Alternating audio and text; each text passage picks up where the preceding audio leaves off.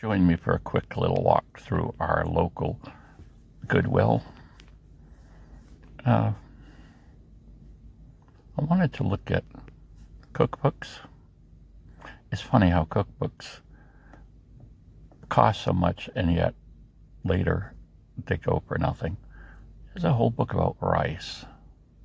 60 fast rice dishes. But the pictures I look at, it's mostly over white rice. I don't know. Maybe I'll go back and get this one. We do have a rice maker now that I bought here for $13. Zujirisu machine. You can see some of the pictures there, and what the pictures I saw, it's always just over white rice. So we might or might not. Let's see. What else have we got? Quick vegetarian. Oh, oven Bible. Convection oven Bible. I think I'll get this. We have a oven that has both settings, and I don't know, normally when we're in a hurry we use convection. Oh, look at this. A bread machine book. It's $4, but it's by this guy that won some awards from James Beard Awards, so that means the person's no slouch. I don't know if it's a man or a woman that wrote it, but let's say the person is no slouch. So, and it's got a beginning section. Sometimes those sections are very informative that talk about the general process. And let's see, we've got other things here too. A Chinese cookbook. We like Chinese food. It's so expensive now. You know, you're talking like for 3 people, it seems like we always spend $60, but we do end up with extra food, so perhaps we're ordering it wrong. But it's not cheap. In the old days, it used to be quite cheap. Going to a Chinese restaurant was cheaper than some of the others, but like I say, that was the olden days. I'm just kind of looking at the electronic stuff here. There's some keyboards, miscellaneous cell phone cases. Let's see.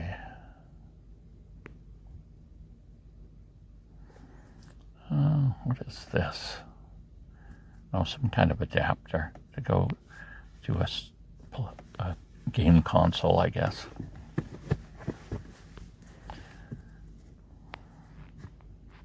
Oh, let's look over here. Kitchen gadgets. Oh, look at this beer making kit. I wonder how much of that is still in there.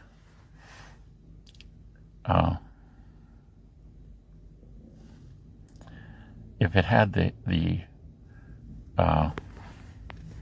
I don't know, the airlock and some of the other things, maybe a hydrometer or something. I don't know what would be in this, but that could be a good deal. It's dark. I don't normally make beer, but it would be fun to make some wine. I'm sure those would be the basic supplies you still needed, but I could be wrong. Oh, books.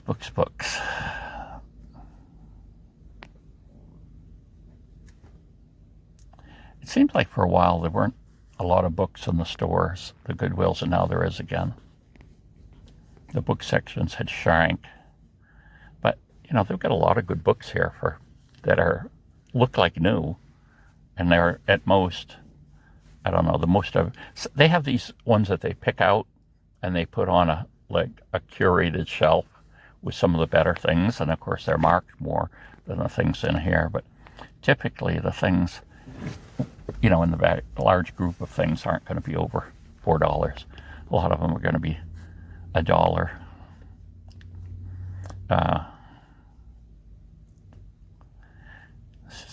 And they've got a children's book section too. I always look here where I read books to my granddaughter that's in Germany. One of my granddaughters is. And they got quite a good stock of them here today. And again, sometimes you'll go in and there'll be hardly any of them, so they definitely have a turnover of merchandise here, I'll tell you. I don't know what the scheme is, how they do that, but we have a by the pound store, and I think eventually if things don't sell, they go to that store. And like I say, they're sold by the pound. Oh, what's this? Oh, here's just a case. I was thinking, what's in this?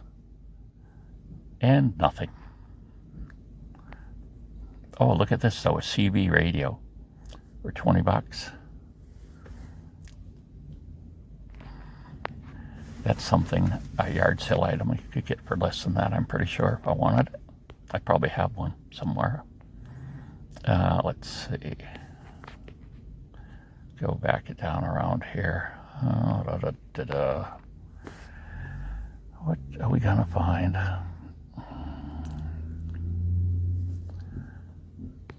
Oh, look at the little figurines.